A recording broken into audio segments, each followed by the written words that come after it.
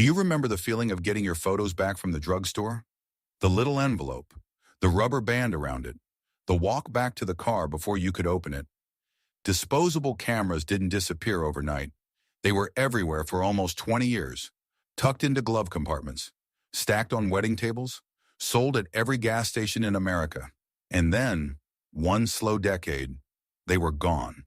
Most of us didn't notice when it ended, because it didn't happen all at once. The idea was almost insulting in its simplicity.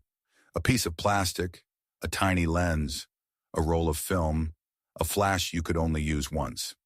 27 photos, sometimes 36. And when you were done, you turned the whole camera in. You bought one at the drugstore for around $5. You took it to the beach. You took it to a wedding. You took it to a school dance. You handed it to a stranger so they could take a photo of your family in front of the Grand Canyon. When you ran out of film, you walked it back to the same drugstore. And then you waited, sometimes a few days, sometimes a full week. 2 weeks if it was a busy holiday. The camera went somewhere you never saw, a photo lab in the back of the store, or a regional processing plant. The film was wound out, developed, printed, sleeved, and sent back. You showed up to pick it up. You handed over $12. You got an envelope. Inside in a stack of glossy 4x6 prints and the negatives in a thin paper sleeve. Sometimes the photos were great. Sometimes half of them were of the inside of someone's purse. You didn't know which until you opened the envelope. At their peak in 1999, the world was buying hundreds of millions of these every year. In the United States alone, sales climbed from 3 million in 1988 to nearly 22 million by 1992. In Japan, the number passed 89 million in a single year. They were everywhere. Sold at the drugstore, sold at the supermarket checkout, sold at the airport, the souvenir shop, the front desk of every cheap motel.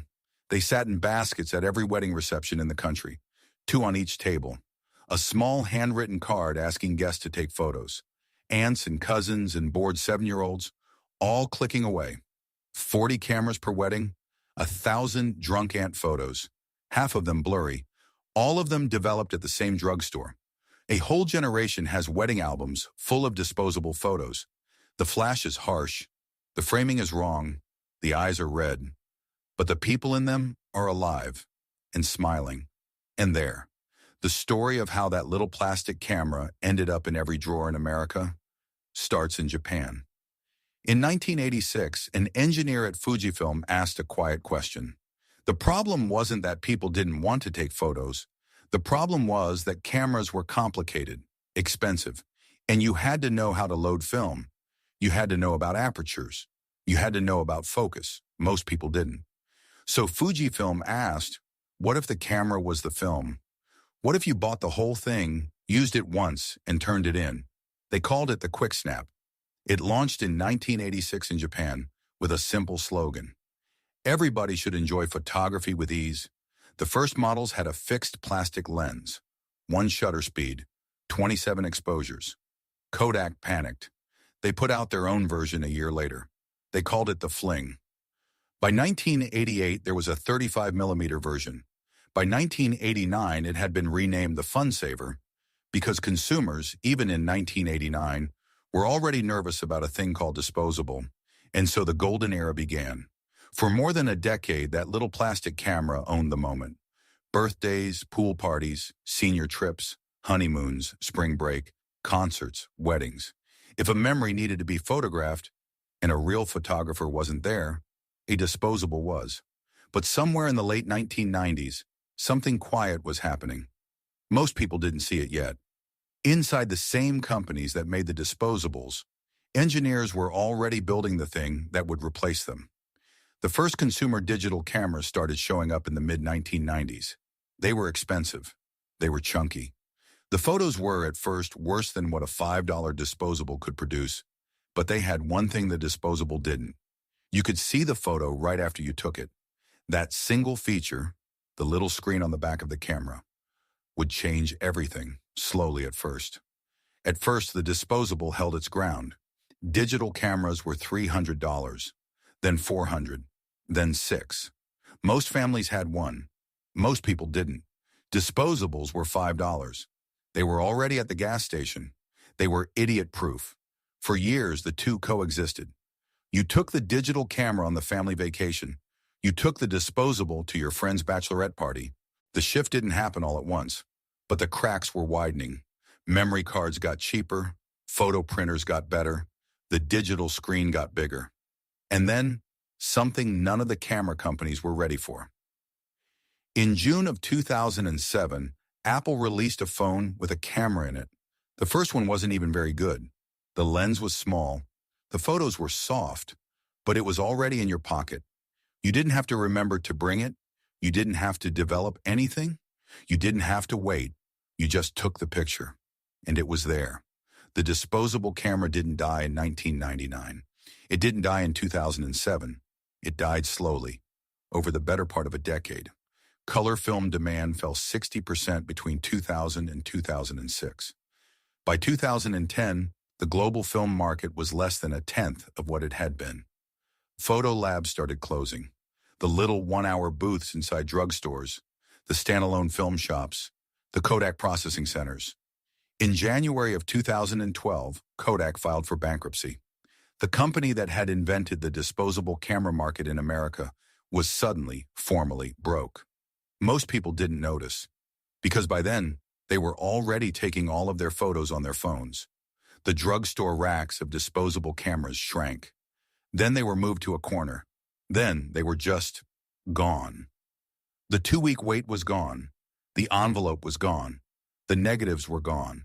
The trip to the drugstore was gone. And nobody held a press conference to say so. What changed wasn't just the camera. What changed was the entire shape of how a memory worked. When the camera was a disposable, every photo cost something. Each click of the button used a piece of film you couldn't get back.